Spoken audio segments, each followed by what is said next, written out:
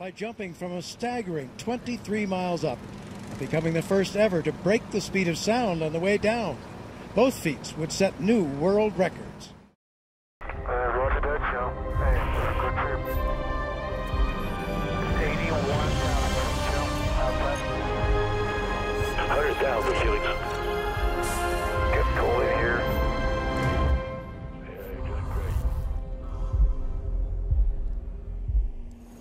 Hello everyone from Roswell, New Mexico. This is Red Bull Stratos, Mission to the Edge of Space.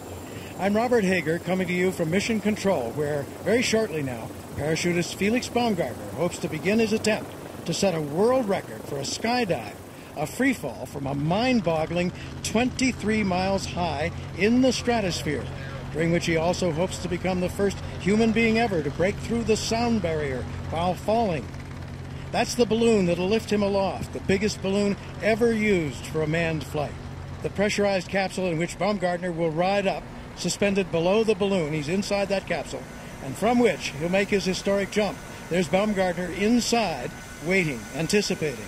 The science and engineering team assembled for the Red Bull Stratos project hopes to collect valuable data from today's jump to help find ways for astronauts, high-altitude pilots, or even one day space tourists to safely bail out in an emergency from altitudes higher than anyone has ever dared think of until now.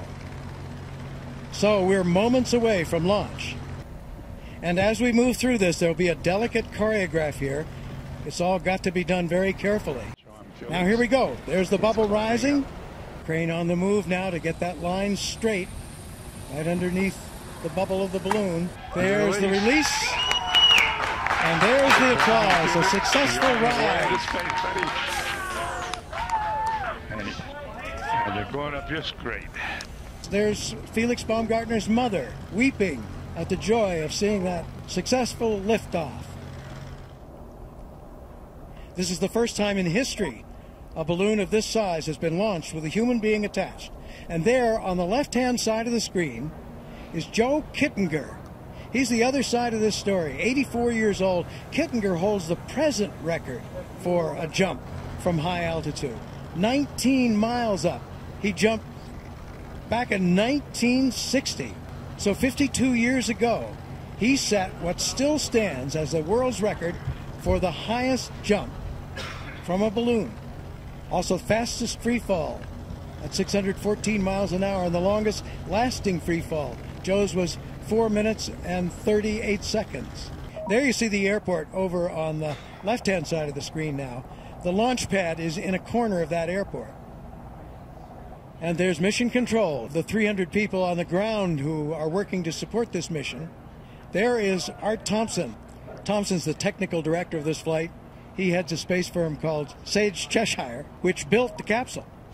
And there's a bit wider shot there. You see where he has his checklists. Give me the cabin temperature, please. Cabin temperature is plus 14. Comfort index. I'm comfortable. I'm warm. Food is on. Heat is on 1. And I'm venting a little bit. Okay, are you venting? I'm venting a little bit, Joe. Good, that's good. Use what you got to do to stay comfortable.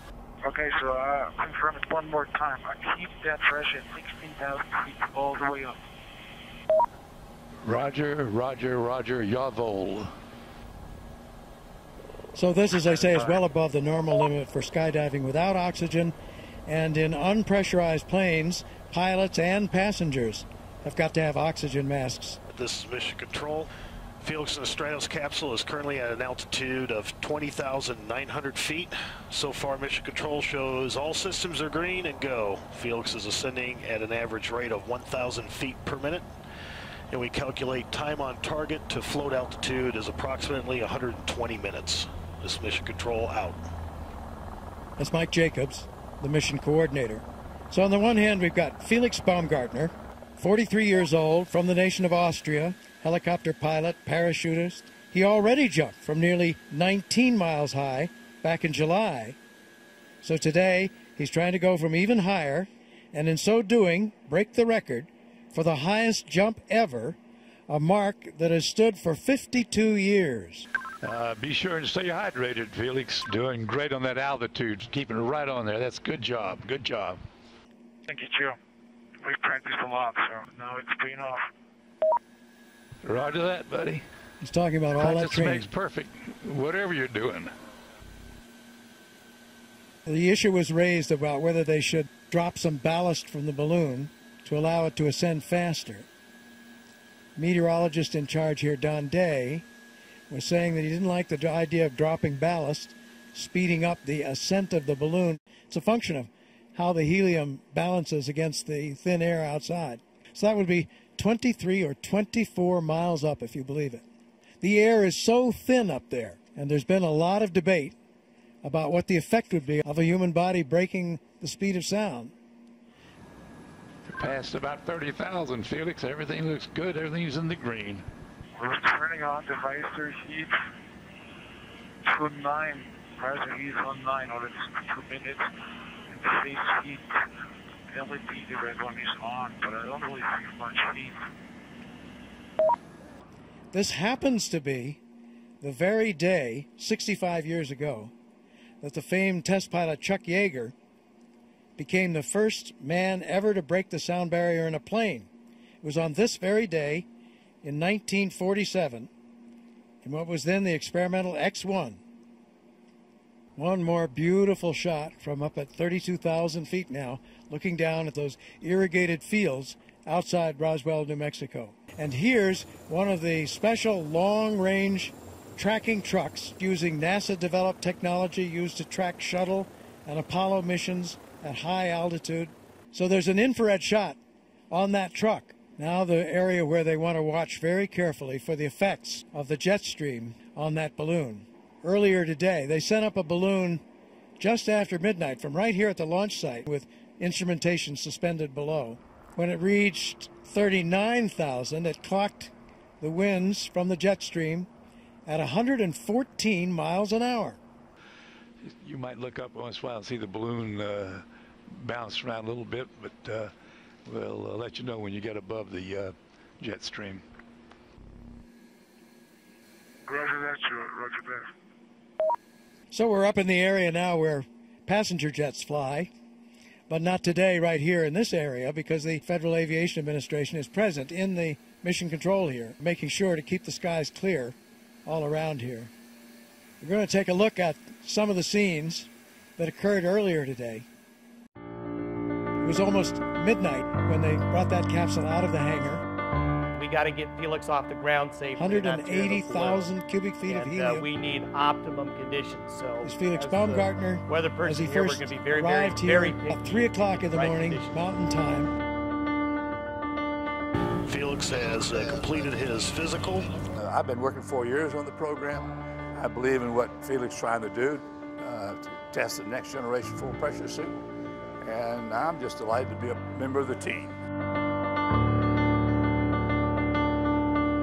This is Mission Control at this time. Felix is departing his Airstream trailer to be strapped into the Stratos capsule.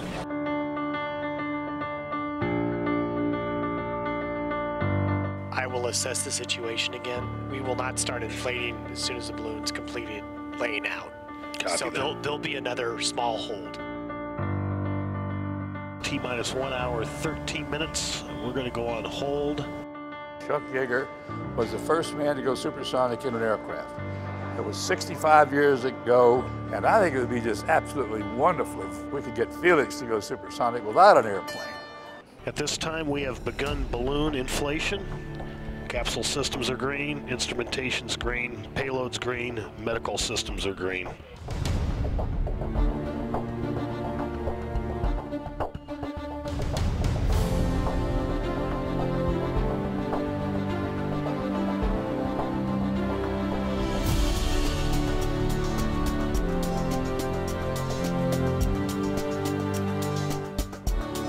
There's the release, and there's the applause, a successful rise.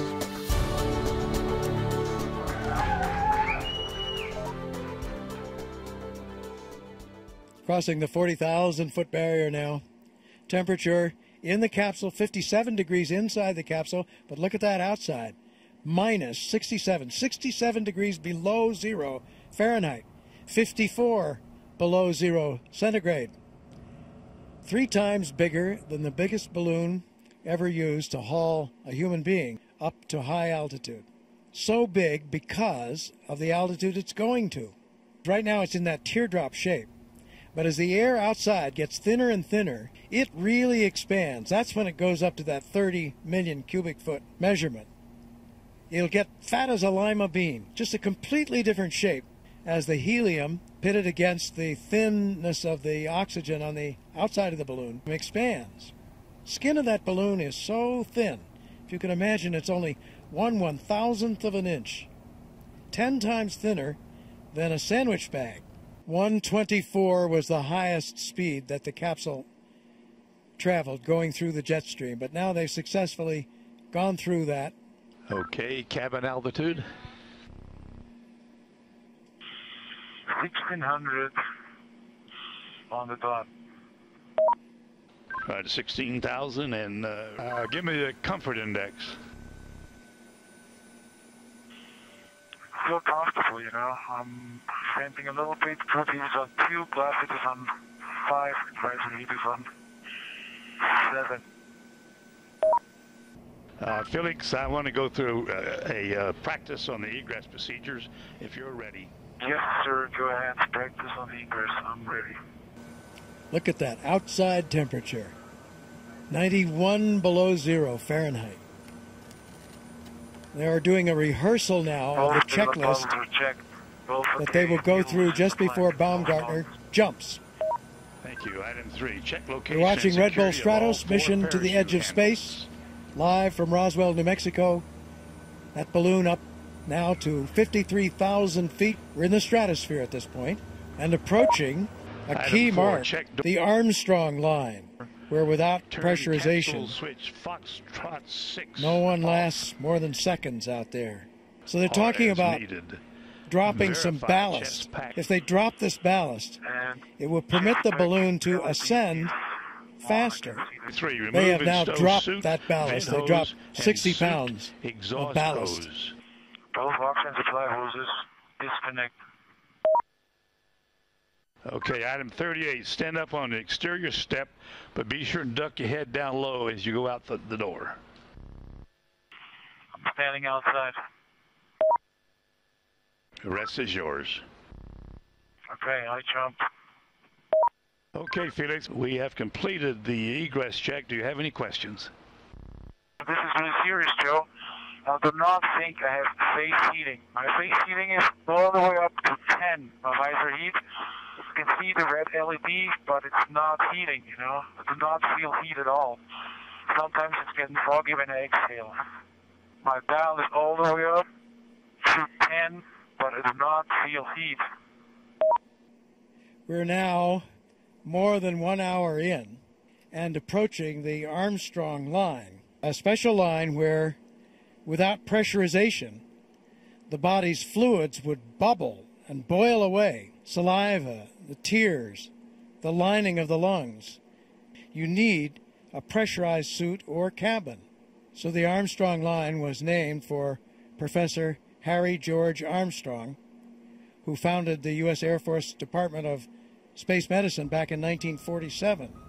We tried to get this flight off 5 days ago and failed because of a gust of wind that came along and knocked down the balloon as it was just starting to inflate. So quite a feat in getting this balloon off this morning, because it was the backup balloon and the only other one immediately available. So if they'd not gotten this off today, there would have been a delay of at least some weeks in getting another balloon. There's one other record that's not held by Kittinger.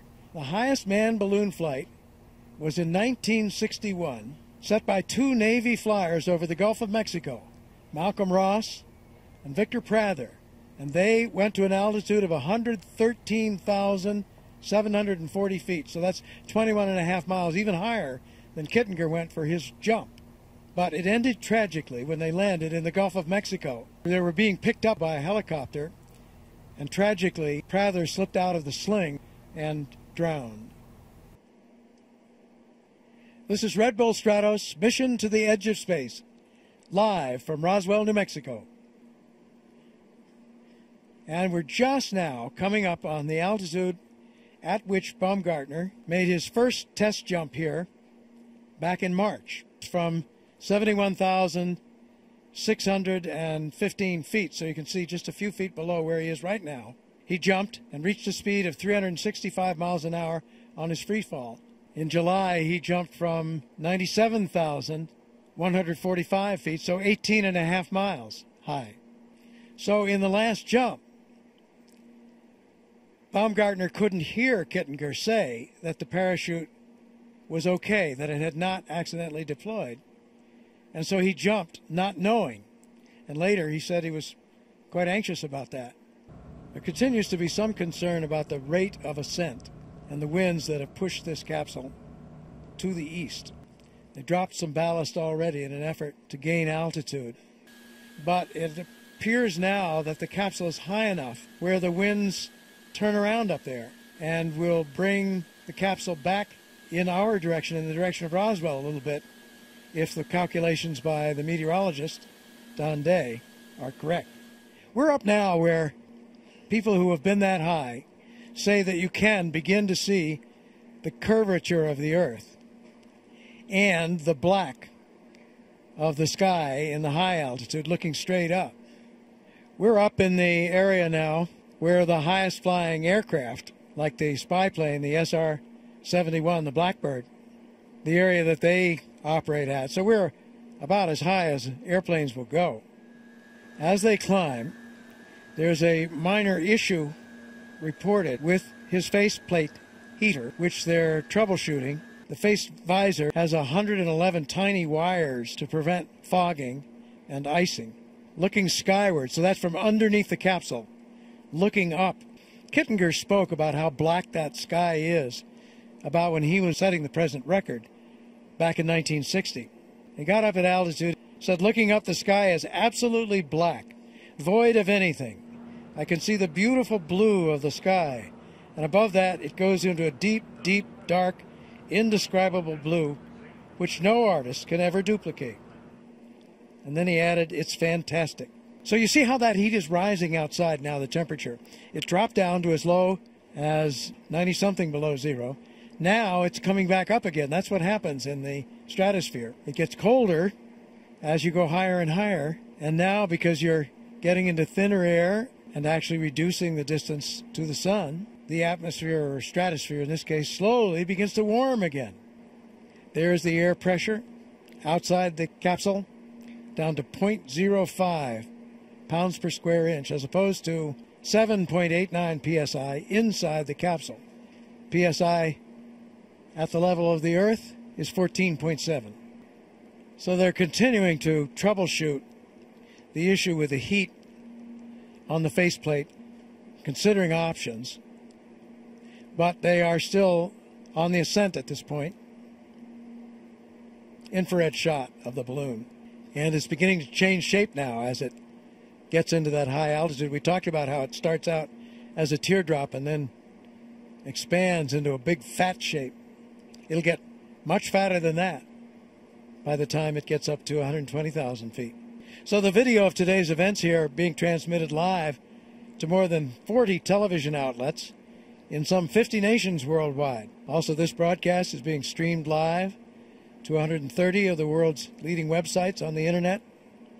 So again, to review the records, Kittinger's jump stands as the highest jump, the fastest free fall at 614 miles an hour, still shy, however, of the speed of sound, and the longest lasting free fall at 4 minutes and 36 seconds.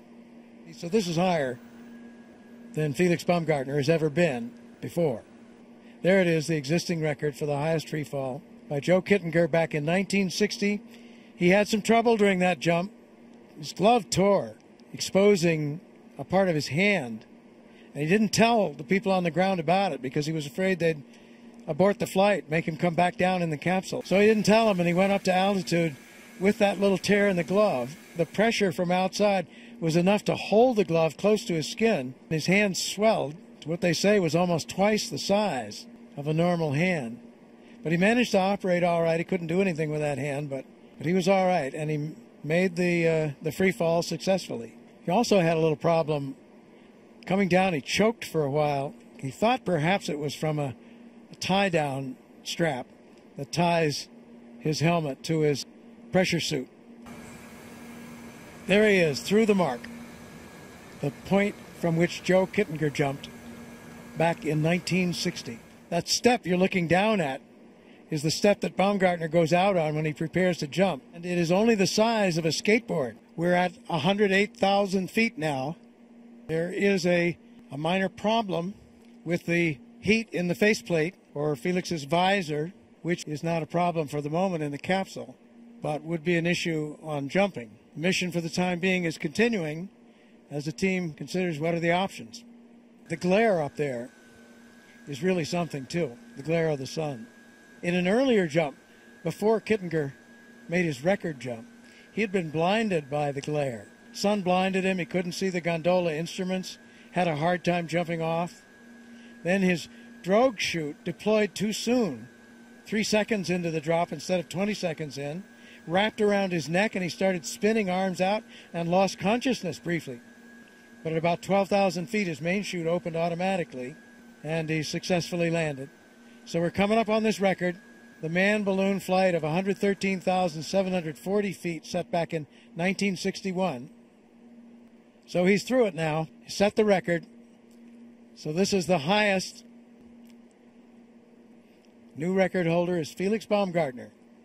It's about 7 years ago that this idea was first explored. This particular project begun formally 5 years ago. Capsule built back in 2008. Suit finished in 2009. Then the next year in 2010, there were wind tunnel tests and bungee jumps for technique, figuring out how to jump off, free fall at the highest speed possible, but the safest posture for that jump.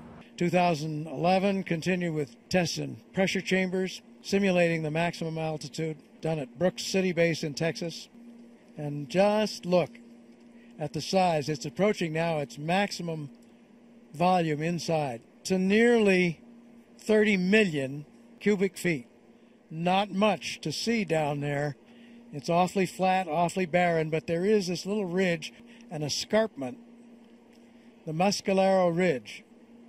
There's, looking up at that balloon from one of our long-range cameras against the blackness of the high-altitude sky. Still troubleshooting the issue with the heat on the faceplate or visor. So now we're going to go through the egress checklist. So the decision has been made, where the options were being considered, that Baumgartner will jump. The other option had been cut the capsule loose from the balloon, let the capsule parachute down. So in the preps for the jump, they'll check all the systems in this checklist that they're about to do. Depressurize the capsule in 2 steps, and still it's regained its speed. It started to slow, and now it's regained its rate of climb, back to 1,000 feet a minute. Now they're going to open the valve, a valve at the top of the balloon, and vent a little helium to stop that ascent, going up at 2,000 feet a minute now. Balloon's still going up, 127,000 feet now. So that is higher than 24 miles up. Sunscreen already down to keep my face shield heated, and hopefully it's not freezing up. Okay, confirm you're ready to start the egress check. Okay, Joe, I'm ready. Okay, here we go. Felix, item 1. Depressurize the suit, reinstall hose and cover. Thank you. Item 10 we're going to skip because your sunshade is already down. Item 11, remove vent tube from feeding port. Tube is removed. Item 14, move seat to the forward position.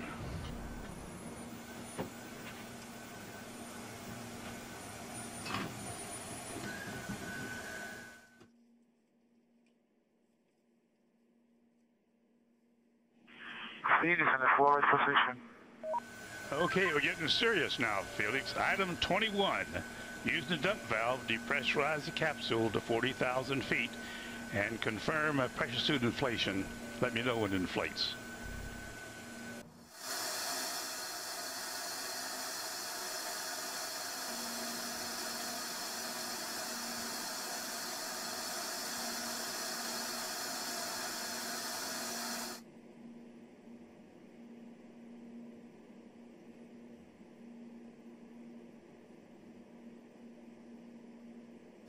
how the air pressure is dropping as he intentionally lowers the air pressure Pressurized? in the capsule. Yes, it's positive. It's pressurized. Felix, Pressurized, confirm I believe. that your pressure suit is inflated. Over. Confirmed, Tom. The suit is pressurized. Attention on the net, this is Mission Control. Felix is depressurizing the Stratos capsule to ambient outside barometric pressure. He's at altitude of 127,900 feet. So the air outside there is so thin that it's a virtual vacuum, which means that as Felix jumps, he has no resistance, and for the first part of the jump, can't control his position. Oh, the door is not coming in. The door will open when you reach ambient altitude of 128,000 feet. And right now you're about 100,000 feet. So you got about 28,000 feet more to go. Just keep dumping the pressure and the door will open.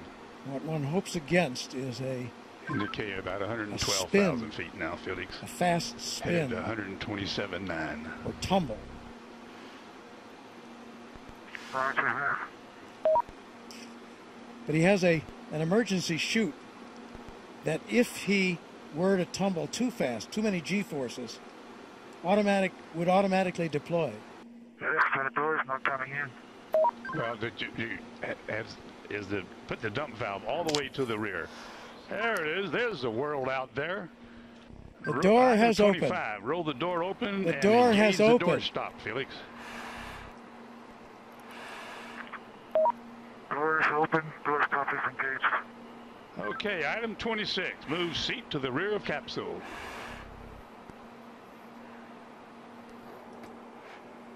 Item 27. Lift legs into the door threshold. Legs are at the threshold. Item 28. Slide the seat forward.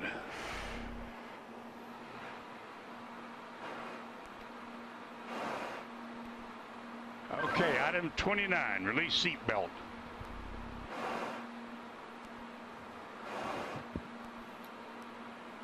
Item 29, Felix, release the seat belt.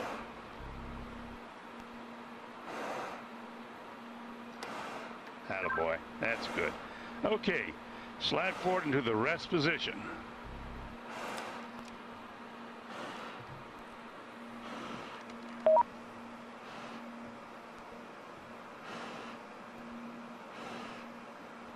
Go a little bit further forward so we can check your chute.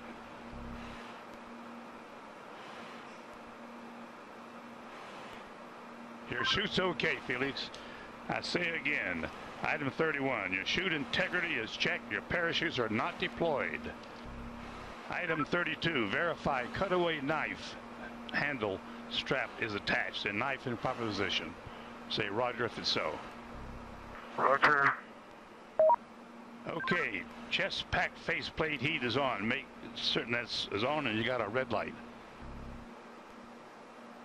Piston light is on. Okay, here we go. Item 34, disconnect chest pack umbilical. Do you read me, Felix, on the communications?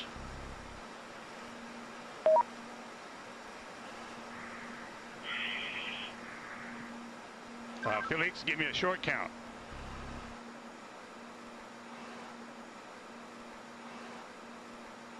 Okay, stow umbilical. Disconnect both oxygen supply hoses.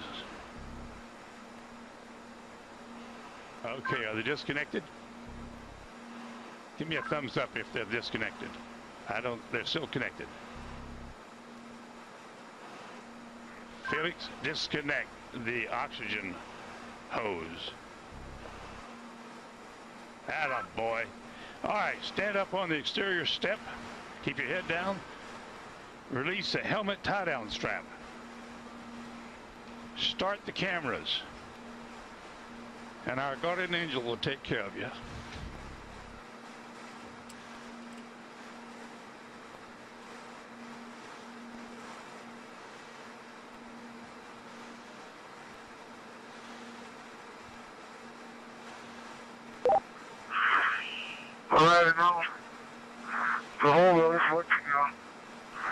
at least you can see what I can see. Sometimes you have to do it up really high. The smaller you are, I'm going home now. Jumper away.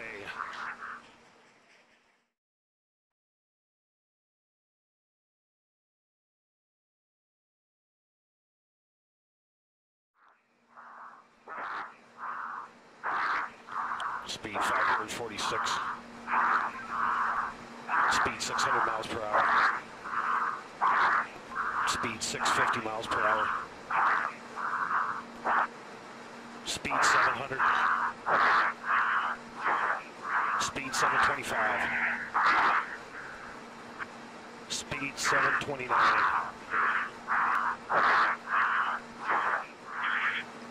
100 feet fall, speed 729 and decelerating.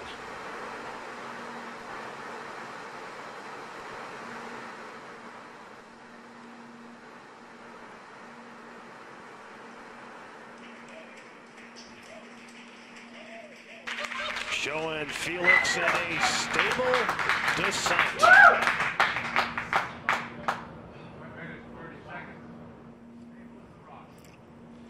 Well, that's very, very reassuring what we've seen there. 2 minutes into free fall.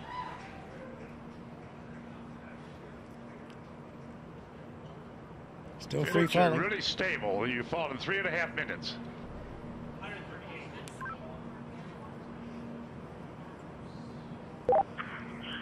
Record I is have to hold before because my riser is smoking up. I repeat, my riser is smoking up. Right now. so you can understand that. He said his visor was fogging up, but he's getting to warmer altitudes.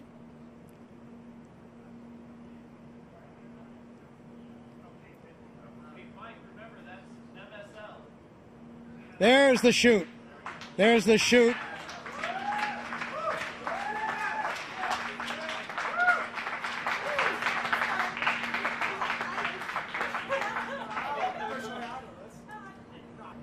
Ava Baumgartner. The wind's out of the north, 5 to 10. Give elated, Todd a call. tears of joy from Mission Control. This is Mission Control. Felix's current altitude under the chute is 6,600 feet. Hey, I need direction. We can't find you. The telemetry didn't work. There he is. There's a closer shot from the helicopter. Anybody can hear? I'm facing that big tower. Okay, and the wind's out of the east. On your Felix, we're coming your way, bud. Hurry up, I need clearance. Felix's altitude is 5,800 feet. Hey, drop from clear, guys. Drop from target clear. Luke's making the call to drop smoke, Felix. That means to Wind's drop out of the that east, Felix. smoke so he could see the wind direction. Hey, Felix, the wind is coming from the ridge. The wind is coming from the ridge. No, towards the ridge. Art Sorry. Thompson, the wind the is coming technical towards director the ridge. of the Red Bull Status Program.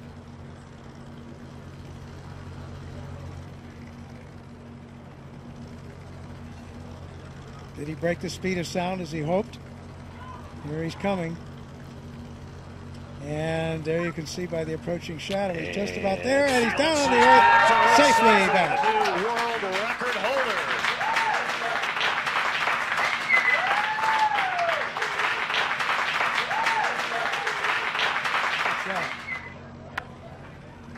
So he has the new record. And Mission Control shows recovery crew is at Felix's location. The balloon has been cut from the capsule, and the capsule is on its descent.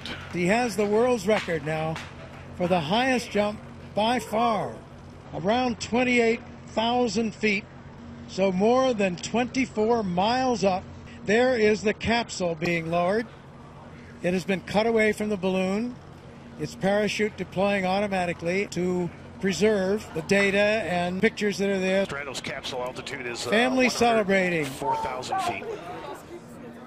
Mrs. Baumgartner, friends, Felix Baumgartner Sr., his father, all celebrating here at Mission Control very near where he landed, out to the east of Roswell. So after some tense moments, aerospace history has been made today. Austrian pilot and parachutist Felix Baumgartner has made Red Bull Stratos mission to the edge of space a part of the record books. So we're still awaiting final confirmation, but unofficially, new world records have been set for the highest free fall ever, the fastest free fall ever, as well as the highest ever manned balloon flight.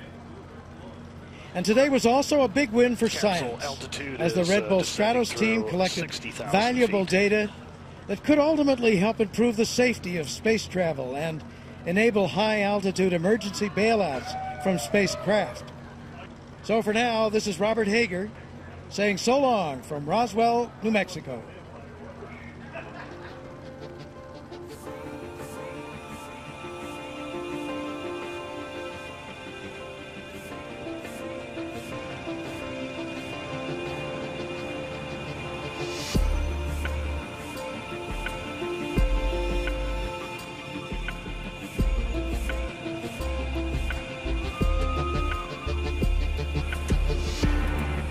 Scared and walk away, 'cause there's no need to feel ashamed.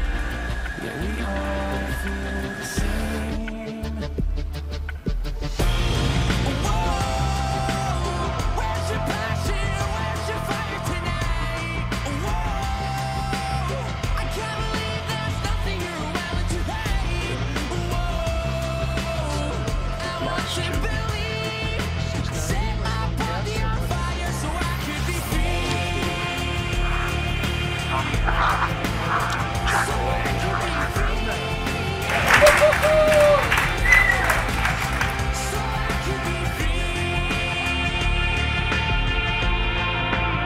So under parachute now.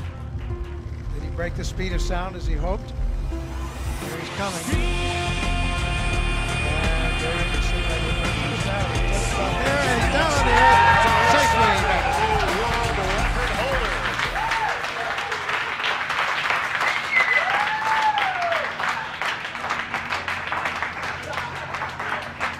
Roger that, Joe. Hey, good trip.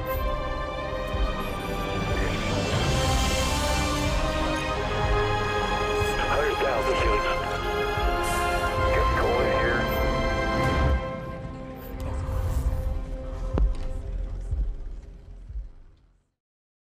The free fall time, 4 minutes and 20 seconds.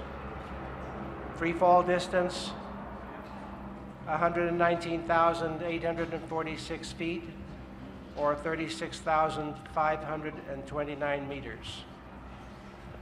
The maximum velocity, 373 meters per second, 1,342.8 kilometers per hour, and 833.9 miles per hour. And Mach 1.24.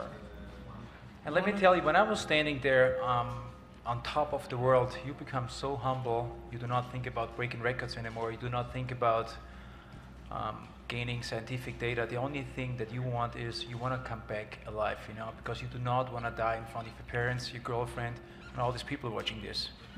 This became the most important thing to me when I was standing out there. And what was it that you said? I said, I know the whole world is watching now, and I wish the world could see what I see. And sometimes you have to go up really high to understand how small you are.